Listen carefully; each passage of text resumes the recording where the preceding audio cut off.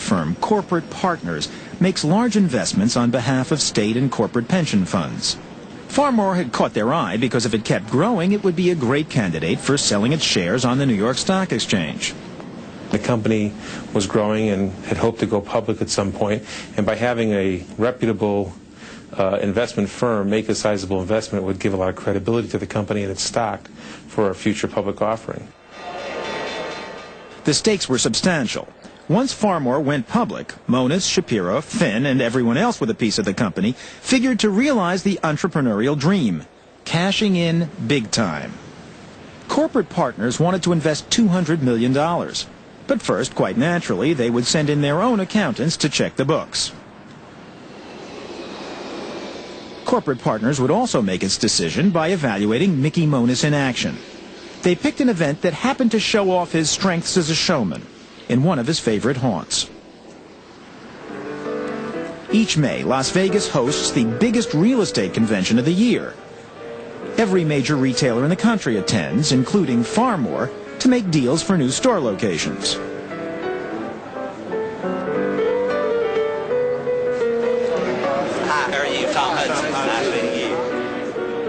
Realtors were intent on impressing Phar. Monis was intent on impressing Corporate Partners.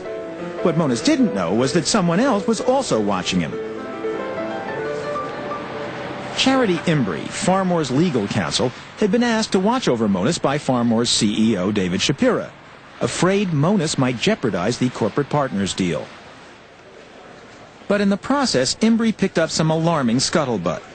A Phar vice president told her that some vendors were refusing to supply stores because bills were going unpaid. Imbrie worried about the image of cheerleaders wearing hot pants employed as company hostesses. She also heard about a senior VP of Coca-Cola who said he hated doing business with Phar because he was always being pressured to support the World Basketball League.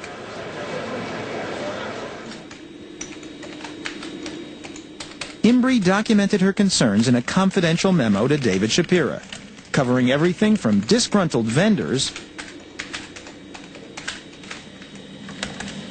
to cash flow problems.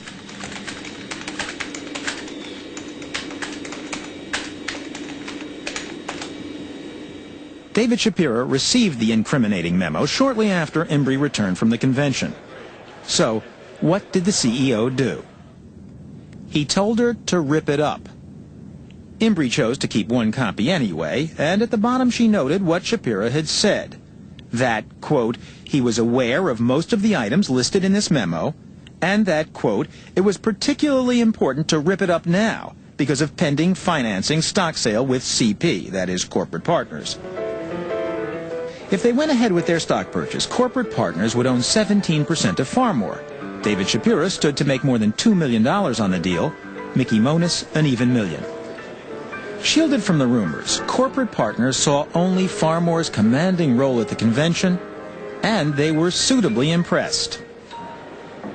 I think what they saw was what everybody else saw on the outside, this company with this unique buying philosophy and buying ability and low prices and rapid growth coming from nowhere to $3 billion in sales in record time, and the mystique that it was taking over the deep discount world, and they were going to end up on top of the whole heap by the time it was done. 4 weeks later, Corporate Partners announced their $200 million investment in Phar. The official story was that this would give Phar the much-needed cash to continue its aggressive growth plans.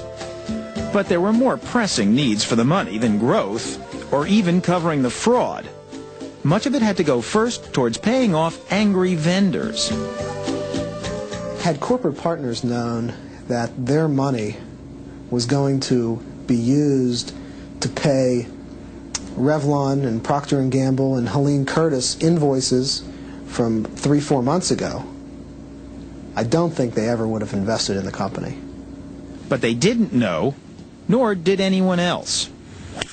Welcome to the $1 million Phar Championship, the Phar in Youngstown. As summer spread across the Mahoning Valley, Mickey Monis presided over the annual Phar Open, an LPGA tournament sponsored by Phar.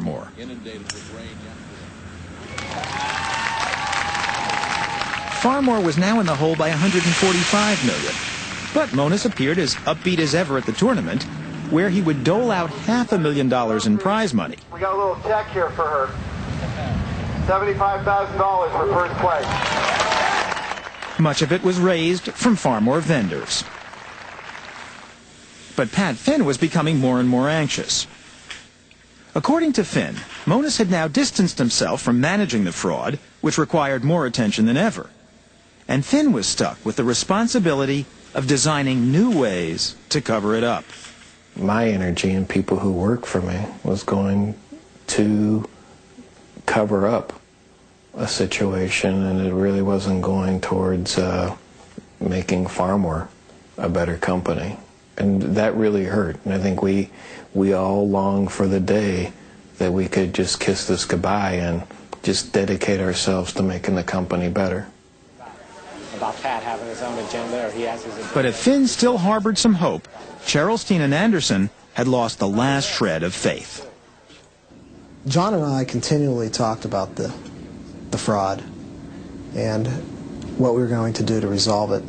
We had these discussions probably every day for lunch. And Pat was aware that we were talking about it all the time. And he knew that we were nervous. And it was those concerns that we brought to Pat's attention that really forced the April meeting. Finn now went to Monis and told him the junior executives were threatening to quit if something wasn't done to address the problem. A meeting was set for a Saturday morning in April of '92. Cheryl was especially worried that if the fraud were discovered, Monis could lay blame on the accounting department. So I went into the April meeting knowing that I didn't want the situation blamed on me, because I had just arrived 6 months earlier. So I decided to tape it. We're getting real close to audit time here. Right. And we got some major problems out there. Right. And, we're talking about how to cover it next year. Yeah. That assumes we get through an audit. And, I'm on the front line out there. Yeah, I know that. With these auditors. And if something comes out the light, I'm there first. And I got to sit there and try and cover this stuff. And, Something comes out, you're going to have to get the pass. But the numbers are just... Well, the problems are multiplying and the numbers are multiplying. Yeah. Got to get through the audit. I don't know what else to tell you. That's what we got to do. We're in a good spot here, obviously. Keep our fingers crossed and get through it and get the numbers down. Leaving that meeting, there was a very discouraging feeling, a sense of almost that, whatever the guy's saying probably is not going to happen. Mickey's personality is in essence, he's a gambler. If he loses a bet, he's going to double up on the bet to hopefully the next time he can recover his funds. It is very testy in Youngstown. Monis's penchant for doubling up his bets was about to prove his undoing. The WBL was a disaster, soaking up money. In the first year alone, Monis personally had to put up over $1 million for the league, and still it wasn't enough. But where would he get more money to prop up the league? From a familiar source of funding, as it happens, Farmore vendors. Tom Zawistowski says Farmore's executive in charge of buying simply ordered vendors to become sponsors. We'd go to his office and he'd say, all right, here's who I think we'll buy. Frito-Lay, Fujifilm, people like that. And then basically he'd get them on the speakerphone and he'd say, listen, this is important to us. You're going to buy a $50,000 sponsorship, period. But when fans lost interest in Monis's basketball league, so did the sponsors. Remarkably, Monis directed that far more funds be used to keep the league going.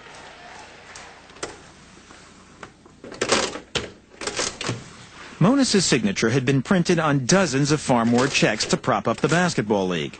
By 1991, millions of dollars had been embezzled. But then, a check to this travel agency for WBL expenses would cause the entire scheme to unravel. The travel agent showed the check to her landlord, who happened to be a Farmore investor. He brought it to the attention of David Shapira. David Shapira called in Pat Finn for an explanation. Now, try to put yourself in Pat Finn's shoes for a moment. What would you have done? Well, true to form, Finn stonewalled, then admitted that $1 million of Farmore money had gone to support Monis's basketball league, when in fact, more than $10 million had already been embezzled for this purpose. Shapira said he wanted to see the check registers himself. So Finn raced back to Monis, afraid the entire fraud might now be exposed. Monis suggested one last desperate gamble. According to Finn, he said there was still time to paper over the WBL fraud as long as they didn't lose their nerve. I felt like I was almost like in quicksand. I kept sinking deeper and deeper and deeper. But I always had a belief that we could fix it. I never wanted to tell myself that we couldn't fix it, because if we couldn't fix it, there was nothing but bad.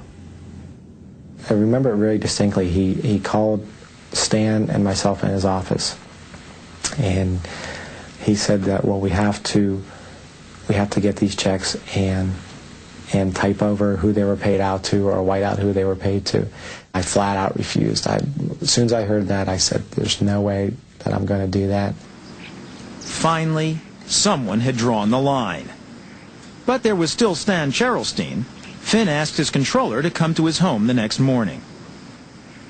I arrived at Pat's house early Saturday morning. We looked through the journals very briefly before we looked at each other and knew that there was no way that we could cover up $10 million in advances to the World Basketball League. And I think at that point in time, he and I both knew that it was over. Cherylstein and Finn decided it was time to get a lawyer. They went to Cleveland attorney Jerry Gold with their story. They thought the worst would happen, they get fired. Yeah, as soon as I learned the amount of money involved, nobody walks away from those kind of situations. When you sign your name and somebody loses $100 million, you can't walk away. Early the next week, the first public sign that something might be amiss was a broadcast to Farmore's employees. Good afternoon, everybody. Mickey Monis and David Shapira announced a corporate readjustment. The board of directors of Farmore, in conjunction with David and myself, have come up with a restructuring plan. I will relinquish my roles as president and chief operating officer and become a vice chairman of the office of the chairman.